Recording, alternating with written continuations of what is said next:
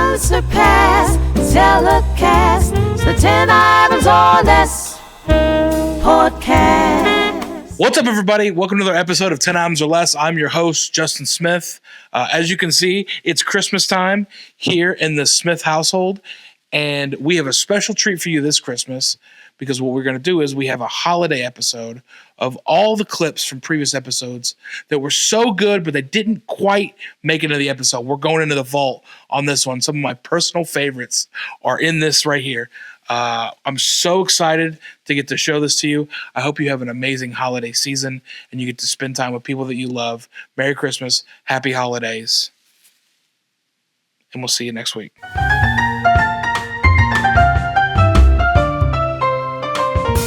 One's got to go in the grocery store. Painted lines in the parking lot.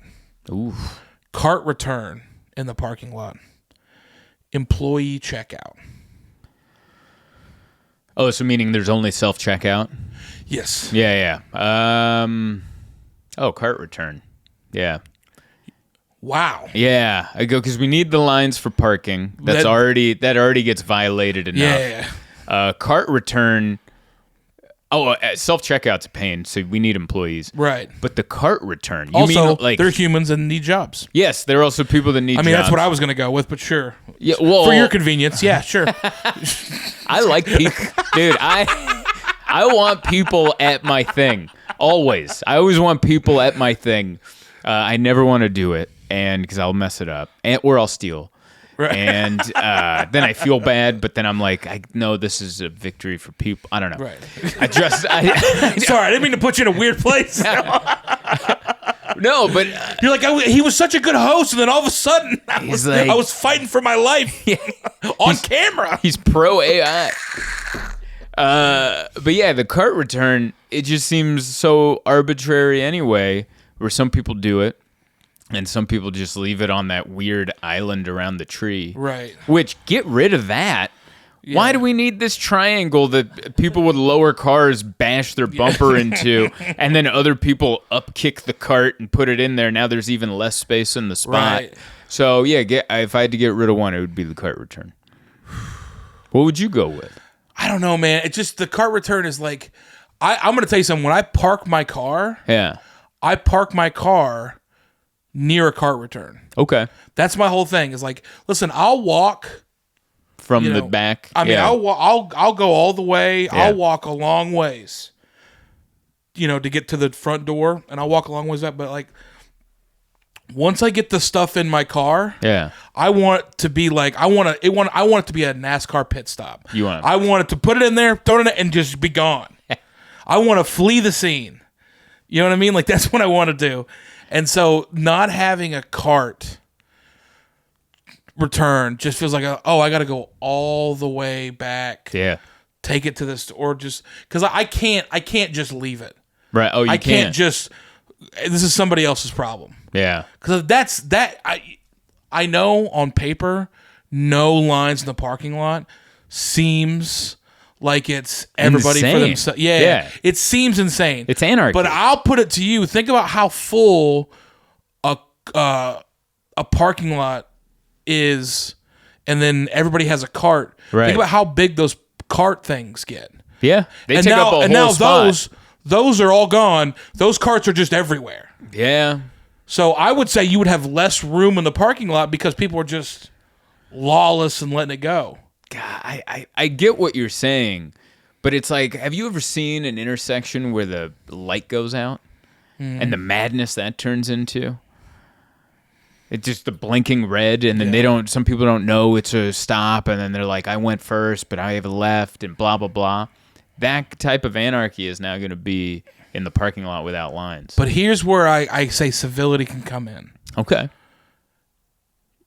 Again, because you have checkouts, you have employees. Yes. If you can get employees to get there early, and then they set up the parking, now it sets up the lanes for the entire store. Okay. And employees are the last ones to leave. All right. So you get your employees to set the standard for the parking lot. I'm just saying, I'm not taking my cart back, okay? I'm not taking my cart back. I'm firm on it. And I'm not checking myself out. I'm just not doing it. Yeah, I don't like doing that.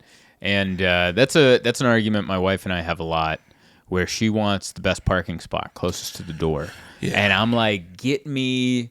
This is a fundamental difference that my wife and I have with convenience over hassle. Mm-hmm. I don't mind the long walk. I don't mind the long trip. I don't want to be hassled. Yeah. That's why I flew Delta out here. It wasn't direct. Right. San Diego, Atlanta, Nashville.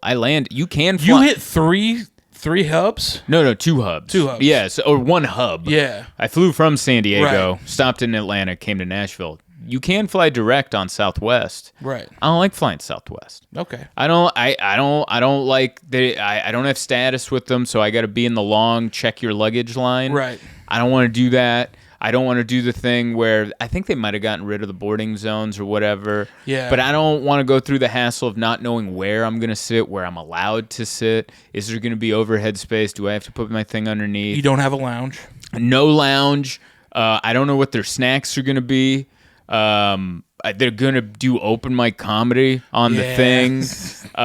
Nobody brings that up, but that's true. Yeah, and because I landed, my wife was like, that was a 10-hour travel day for you. You could have been there in 3 hours had you gone direct. And I go, I don't mind taking the long way as long as nobody's in my way on that long way. Right. Because I'll just be in my head. I got to watch 2 movies. Yeah. Listen to a podcast. I had some fun thoughts to myself. Got a little workout in. You walked through an airport. Yeah, walked through an airport. I had a good time. And so, yeah, that's like the fundamental difference between my wife and I. My wife's like, get the spot in the front. And I go, but there's like 1,000 spots in the back, and we can leisurely walk to the front. Can I tell you what we've started doing, my girl and I?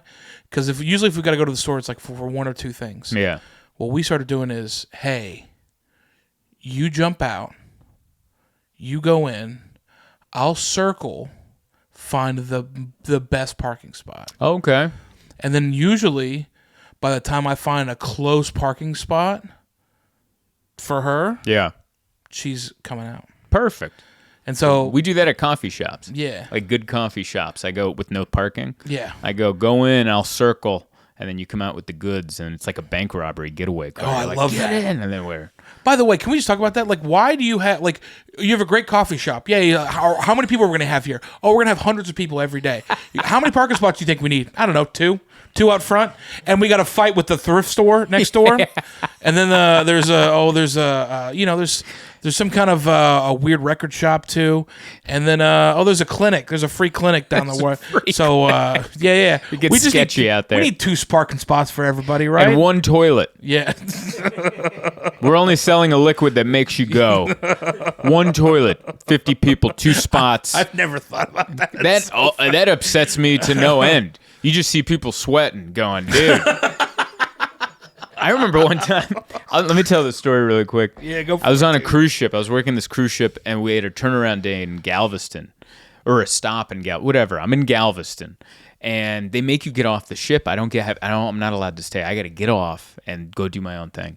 So I went to this coffee shop, and the coffee kicks in. They got 1 bathroom for the entire coffee shop, and then it's not even like private enough. Like, I don't even think the door went all the way down. No. I felt like there was a good gap at the door, but it got to the point where I'm like, I have to. Right. And so, right as I'm waiting for the coffee or the door to open, someone goes, "Hey, it's the comedian from the ship." Oh, no. And I go, "Oh, no."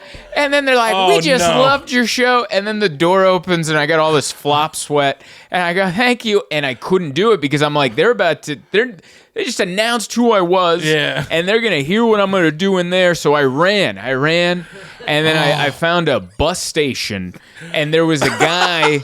There's a small bus station, like a bus. It's like a Greyhound bus stop in the middle of downtown Galveston, and the guy had just finished cleaning. Like the door stop was still in there. I went in, I kicked that door stop down the hall, slammed it in there, and just full Jeff Bridges from Dumb and Dumber had at it. But I was like, get some more bathrooms in there. I love that. I bet you it was like a wooden stop too, so you could hear it skipping across the tile. Get out of here.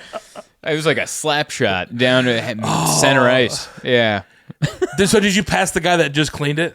Yes. He had moved on to the other bathroom, but he had left all this, and then so I saw it, and I kicked it, I knocked his sign over, and yeah. Man, there's nothing worse than like you just cleaned up a crime scene. Yeah. And you're like, yeah, it's good. And you just hear something good with those short breaths. And you go, oh. See someone running on their toes. like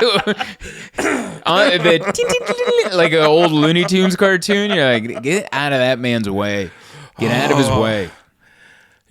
Like, just imagine being the guy that you're like, as he goes in, you go, well, I hadn't filled the hand soap up yet. I guess I'm not gonna. All you hear is an echoey, damn it. From down the hall. Like, looky here. It looks like I forgot to put the toilet paper in, too. I guess we're all in sticky situations right now.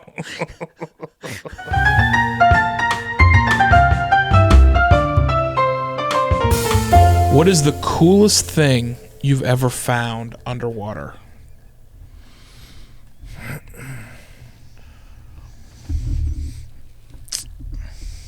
Probably myself. Yeah.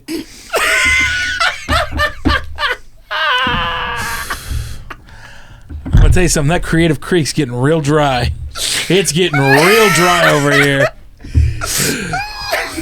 I'm gonna tell you something right now. This is who you've sided with creatively, Mac. I just want you to know you drew the lines. I love that. I love that he's finding deeper meaning in every one of your questions. You want me to tell you something tangible. You want me to tell you like a golden watch or something like that. And I think what's most important is that I went down that water a different person than I came up. Yeah. I went down, I held my breath, I sat in my silence, and I came up and I realized I connected with who Kieron is. Gotcha. What's a better answer than that? I found me. I don't know, man. Maybe like a hand grenade or something. Like that might be a fun thing to find. You ever think about that? You ever just found a vault door? You know? No. or a license plate from Puerto Rico? Something wild. I never found anything cool except for me. I only found me. All right. Well, I don't go that deep in water. Do you like scuba? Do you snorkel? No, but I used to go to water parks as a kid. Yeah. And I'm telling you, man, if you go to like water parks and you start looking around down below, you can find some crazy stuff. People put crazy stuff in their pockets in their swimsuits. Fair. And they go swimming, and it's just out there, man. It's just in the open. I never had any luck. Oh, dude. I found Band-Aids. I found a credit card one time. See, now we're talking. Credit card? Yeah. But I mean, it takes them 12 hours to realize that it's gone and then they lock it, so now I just have plastic. Yeah. I would say that's... You can't get creative for 12 hours? Creative for 12 hours? You telling me you find a credit card, you're like, listen, man, if I'm going to buy a soda, I might as well buy a surfboard. You know what I mean? But when you find yourself, that lasts forever. That's true. Thank you. Thank you. I went down and I found myself. I'm going to tell you something. This episode took a turn. It took a crazy turn. As soon as you said you're doing a good job, it went all downhill. For real.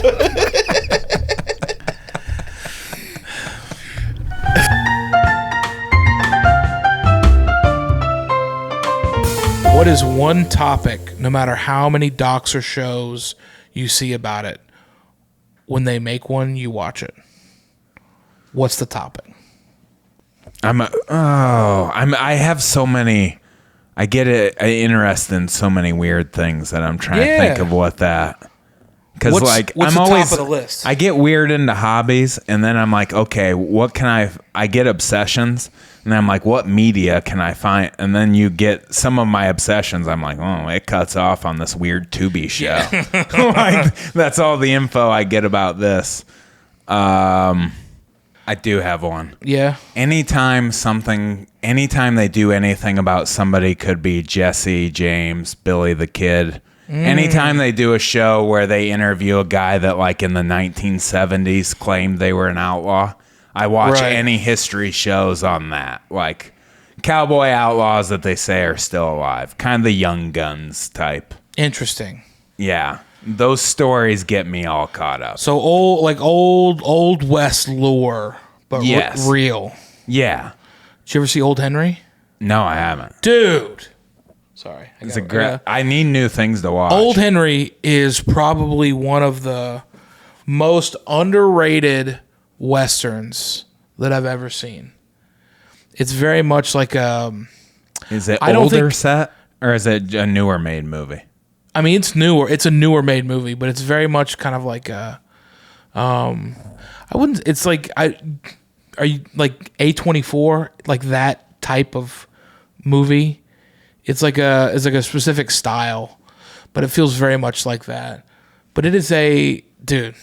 If you love I'll that check it stuff, it is a great movie to watch. Okay. Yeah. It's just about an old cowboy that's kind of thrust into the, a newer world. And I say newer world, where, wagon wheels are made of metal and not wood, Right. just Yeah. stuff like that. But yeah, it's great. You would love it. Old Henry. You're gonna love it. I I'm in. promise. I'm doing it. I love Westerns. I love old stuff. I like old lore. I like to read about, obviously Doc Holliday, Wyatt Earp, all that stuff. But I can get into that stuff. I like it. Somebody thought I was pulling their leg when I said I love Tom Selleck Westerns Yeah.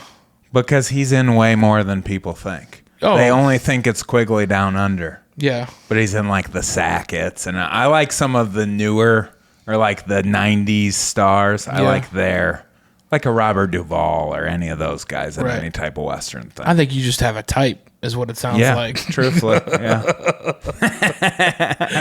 Yeah, I dig that though. I grew up like an old man. I mean, I was with my grandparents a lot all the time, so it was all Westerns and Red Sovine trucker songs and things like that. Well, I think you can.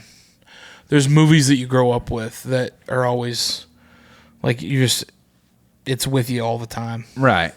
Like Yeah. Well, Sandlot or something Right. like that, where you'll watch it every time or you'll Well- always come back. I mean, I wish like mine was. What's yours? I'm By the way, ready. you're embarrassing me because it's like the movies that I grew up with. So my parents, when I was growing up, they had like a trial separation for a little bit, and so my dad was always trying to be like the cool dad, and he made me this tape because he got HBO at his new place, so he would record movies that came on HBO. And if you're, by the way, I think I was like 7 or 8. Typical movies, you think of kid movies around that time. He didn't record any of those. He gave me this tape that I carried to every babysitter that I ever went to. And on the tape, there were 3 movies. It was Rocky 3. By the way, these are all sequels. Rocky 3, Predator 2, and RoboCop 2. I mean, I'm going to tell you something. There is not a more uncomfortable situation than... By the way, I can quote every line from Predator 2. Oh, that's Every wild. line. Every line. You pick a random place in Predator 2 and you start it, and from across the room, I can go line for line with every bit of dialogue in that movie. Oh, that's awesome. But there's also a lot of awkward things that happen in that movie that if you're like a babysitter, you're like, yeah, your parents said you could watch this? And I'm like, yeah, my dad gave me the tape. And so they're like, oh, okay. Like that, it was just like the most awkward thing. But yeah, but none of these movies are like awesome. They're like, oh, they're making some definite parenting choices. And I love just that you show up with that tape and they're like, Yeah. "No, love dad. Here's some bangers." Yeah. By the way, I'll stand on it. All 3 of those movies are bangers. They're all bangers. You know what's funny is there's a moment in like, now that we've done this, we've been in entertainment for long enough. There are moments that you will watch on film that you realize you're like, oh, this is what happened. So there's a scene in Rocky 3, which is crazy. So there's a scene where he's retiring the statue or whatever. they're doing like there's like the drum and everybody's out there and they're unveiling the statue. Well, if you look, there's a close up on one of the drummers. If you look at his snare cover, you see Mr. T in the drum. Somebody had put in pen Mr. T. And it doesn't take long to realize, oh, they just hired some Philadelphia marching band to do this. Oh. And so one of the kids saw Mr. T, got excited, and go, hey, can you sign my drum? And then that's in the movie. Oh, that's You can awesome. just see Mr. T on a snare drum because it's clearly like he signed the drum. And then now that's just in the movie. It's like a weird thing that nobody caught. Did you discover this yourself? Or Yeah, dude, I'm telling you, I watched this tape so many times. Did you hear me say I can quote Predator 2 line for line? Nobody, the people that were in the movie can't quote it line for line.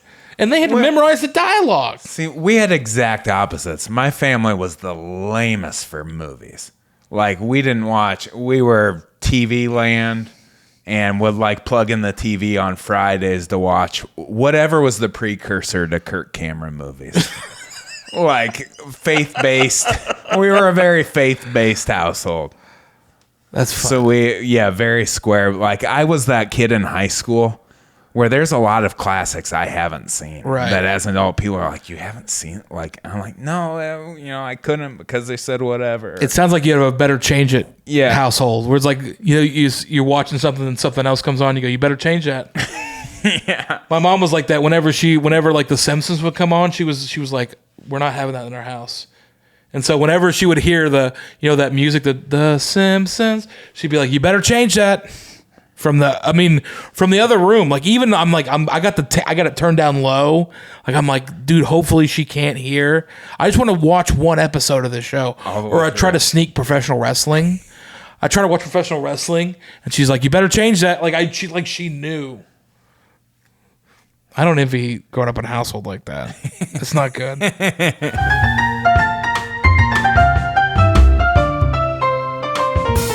90s cafeteria food. What is the most overrated item and what is the most underrated item? What a beautiful question. I would say the most, I can hear the pitchforks out my door. The most overrated item was that square of pizza or that rectangle of pizza. Wow. Yeah. It was not good pizza. It was. You were just excited to get it at school. But you think that's the most overrated? I think that's because everyone's like, Pizza Friday. Oh my, like, it's all exciting. No, nay. It's just not. It never did it for me because we were a pizza house. We loved pizza in my house. Fair enough. Neither of my parents could cook, so it was a lot of like ordering pizza, frozen pizza. Like the pizza was around. Right. I'd had a good za. When you get it, it's like powdery and it's always cold in the middle. But you were just excited to have pizza because Right. it was at school and you were having pizza. So that's my most overrated. My most underrated. I don't know if every school had this, but I hope they did.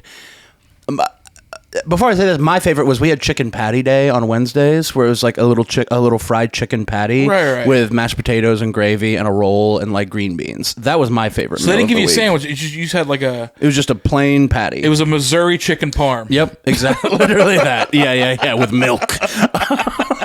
Ooh, what a great thing to chase. That was a lovely lunch as a 10-year-old. A big slice of chicken butt and then a roll, cold green beans, powdered mashed potatoes, and chocolate milk. Yeah. Question: why does my stomach hurt all the time? Right. I don't know. And then recess. Yeah. But no, my most underrated like 90s cafeteria food would be they would have at breakfast at my school. If you got there early enough, you could get a breakfast, and they had this thing. I forget what it was called.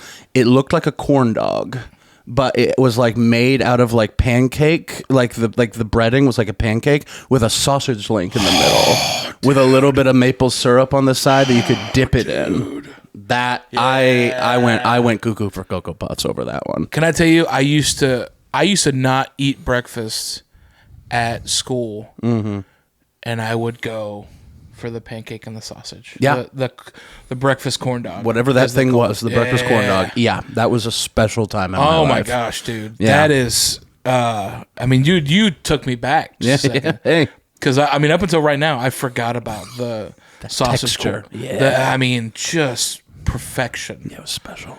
And it's like, why couldn't you guys put this much effort into To lunch. I mean, I know the pizza that you're talking like, and I never thought the pizza was that bad, but it is. The more you describe it, the more I think about it. It was like they put the toppings were like chill. It was like chili. Yeah, basically. It's just a liquidy meat, and they put cheese on top of it. Yep, just a little shredded. And they put it in a pan that's not going to cook like a pizza should. Yeah, because they're cooking like 17 of them at the same time and then just cutting it into rectangles. It was a nightmare. I mean, to live in a world like that, where you're like, this is pizza, and you're like, this is not pizza. This is not pizza. This is not pizza. Look, I'm a child and I just saw 9/11. Yeah. I just saw it. I witnessed it on television. You're going to get me something nice. The way that I watched a building disintegrate is That's the way this right. pizza's disintegrating in my mouth. Why would the CIA do this to me? We don't need to go there. Oh, Justin, why don't your podcast get taken down? Well, we don't really know, honestly. Well, we're just bringing the men in the black suits. we just started real strong, and then before you know it, we got right into a 9/11 conspiracy. Whoops-a-daisy. What a turn you make. Tower 7. Oh, dude, I love and it's also weird because when you talk about cafeteria food, the one thing that I loved that was so weird was I just loved the gravy that they made. They used to make this white pepper gravy, and whatever they would put on, that would go underneath that gravy was always my favorite. Yeah, biscuit or like a little smothered like chicken sandwich. Yeah. I mean, I used to try to get my dad to come. Like they'd have like Thanksgiving dinner. They'd have like nice dinners where they invited the parents to come eat. And they were like, he's like, hey, do you want me to come eat Thanksgiving lunch with you? And I was like, no. I go, but if you come on Tuesday, they got steak fingers and they're going to have the white pepper gravy. Like I was talking about cafeteria food with my parents, like Anthony Bourdain. Yeah. I was like, the comfort that the white gravy brings me is nothing short of a summer night. It's just you standing outside. The on a American beach. Elementary School. An incredible place where you learn more than just what's in the books. From the cheese to the swings.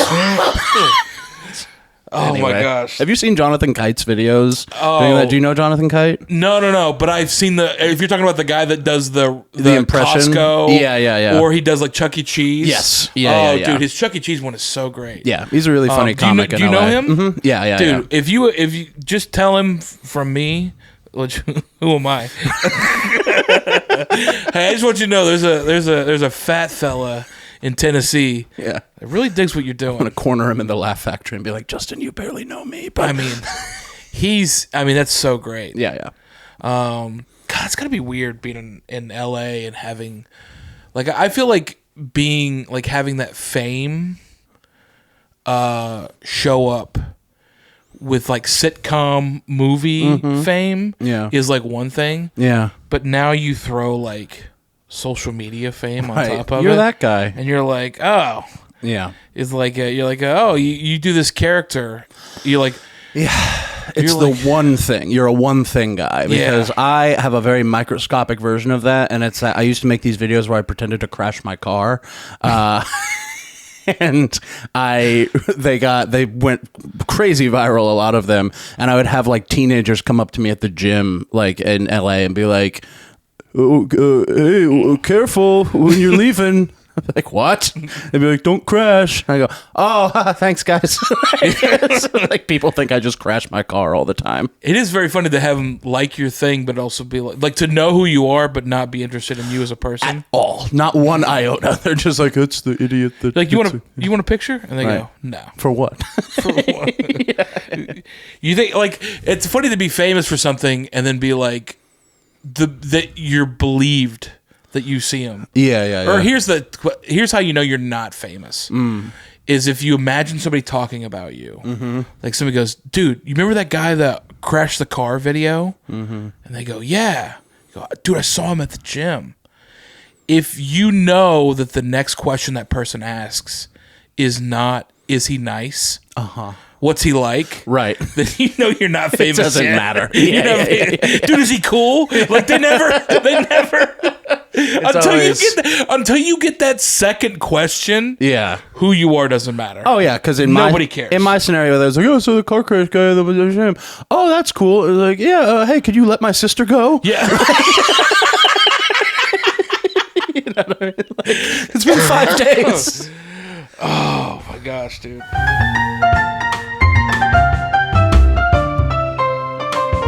Next question.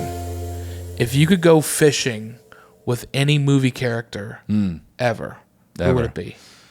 Oh boy, any movie character. That's a wide array, bro. I might go with Aquaman. Interesting. And I'd be like, does this upset you? No, that's bullying. That's kind of mean. Well, I didn't even think about it like that. I was just thinking about how you fit Momoa in the boat. I just pull him out of his natural habitat and I just be Yeah. fishing and I'd be going, does this bother you? Yeah. Is this getting on your nerves? Is this your friend? Yeah.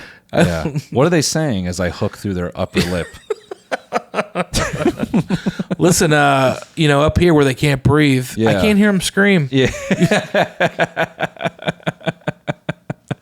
Yeah, so I'm going fishing with Aquaman. And it doesn't have to be Momoa. I was thinking of like Justice League Aquaman. Okay. You know? Which really, it's a cartoon. It's not really a movie. For sure. But, I'm thinking of this like detail-less white guy sitting with me on Yeah. a boat. And he's going, gosh dang it, what are you doing to my friends? He does feel a little country in the cartoon, doesn't he? Slightly. Yeah. I don't even know if the country is the right word. Just kind of like very. He feels middle America. Yeah. With that big kind of. Like innocent almost. Yes, it's just that red ploof. It Yeah. kind of just exudes. I'm just a guy living his life. Which is weird that he's that way. Because you would think that in the ocean, everybody just eats each other. Yeah. Everything just eats everything. The ocean's vicious. So I feel like you would be a little bit more Tough cigarette edge. smoking lieutenant. Yes, dude. Yes. You would think he comes up for water and people are like, we should go to the beach. And he's like, you don't know a goddamn thing about that there, ocean. Yeah. You know what the beach is? Just everybody in the ocean's nightmares. Yeah. Washed up. You don't even understand this ocean. One day you'll learn. You know what's under your feet? Yeah. Hell. They say hell is in the Bible. It ain't. It's out there in Myrtle Beach. You go deep enough. You go down there in Myrtle Beach, you dive deep enough, god dang it, you're gonna I'm gonna show you the inner seventh circle. Okay? Myrtle Beach is where it's at. I'm gonna tell you that right now. Myrtle Beach is hell on earth above and below. hell on earth, and then you get a side of broken glass in your foot. Yeah, exactly, dude. Yeah. And it's from your window. That's right, dude. Yeah. Wow, what an episode. Am I right? Thank you to everybody that has supported the show all year. We could not do it without you. You guys have helped build this show into something really special. We have a super fun community. And for everybody here that works the podcast, for Mac, Ryan, my girl Sam, all the people that have shared and viewed the clips, thank you so much. And we hope you guys have a fantastic holiday. And we can't wait to bring you this podcast bigger and better next year. There's cookies in here from last year. That's how we're going to end it. There's real cookies in here. I'm so scared. Merry Christmas.